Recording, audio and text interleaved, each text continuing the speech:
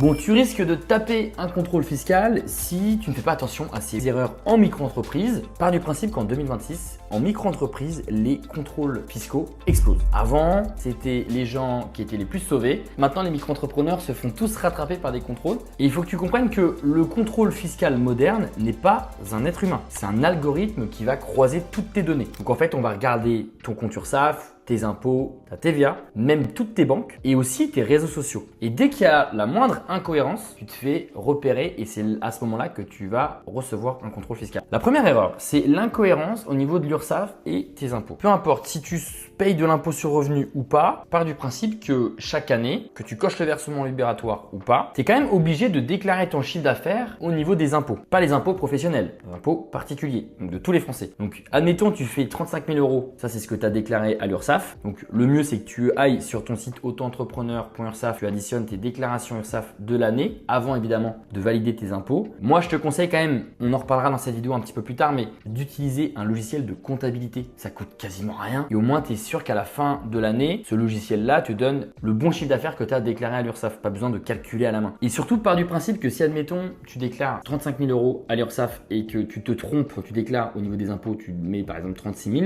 et même s'il y a 500 ou 1000 euros d'écart, je peux t'assurer que tu peux très vite te faire attraper. En tout cas, signal d'alerte, on va venir creuser tout ça. Deuxième erreur, le compte perso qui est mêlé à ton activité professionnelle. Le problème avec ça, c'est que le fisc ne distingue plus rien. Donc du coup, comme il ne distingue plus rien, ça va l'intriguer. Ça va lui donner envie de venir chez toi et de regarder un petit peu tes comptes. Donc pour gérer une micro-entreprise, il te faut obligatoirement un compte bancaire personnel et un compte bancaire professionnel. Pas besoin de payer des comptes bancaires professionnels, c'est-à-dire de payer 10, 15, 20 euros par mois pour avoir une banque. Tu peux très bien aller voir ta banque perso et lui dire, bah voilà, j'ai besoin d'ouvrir un nouveau compte bancaire qui sera dédié à ma micro-entreprise, à mon activité. Et en fait, sur ce compte bancaire-là, tu vas pouvoir encaisser donc l'argent de ton business. Tu vas pouvoir payer quelques dépenses professionnelles. Par exemple, ces micros-là, moi, je les ai fait passer dans mes dépenses professionnelles. Et c'est ce compte bancaire professionnel que tu vas donner aussi à l'URSSAF pour la TVA, les impôts, etc. Et ton compte bancaire personnel, ça sera pour gérer ton loyer, tes courses, etc. et tes différentes dépenses personnelles. Pars du principe que c'est pas obligatoire, même si je te le conseille fortement. Ça devient obligatoire par contre si tu dépasses 10 000 euros de chiffre d'affaires pendant 2 ans. Troisième erreur, le chiffre collé au plafond. Je pense que tu vas très vite savoir de quoi je veux parler parce que si ça paraît trop parfait, c'est aussi trop suspect. En gros, il y a beaucoup de micro-entrepreneurs qui ne veulent pas passer en société pour Y raison. La plupart du temps, c'est parce qu'ils ont peur de se faire allumer au niveau d'impôt sur les sociétés, de la comptabilité, payer un comptable,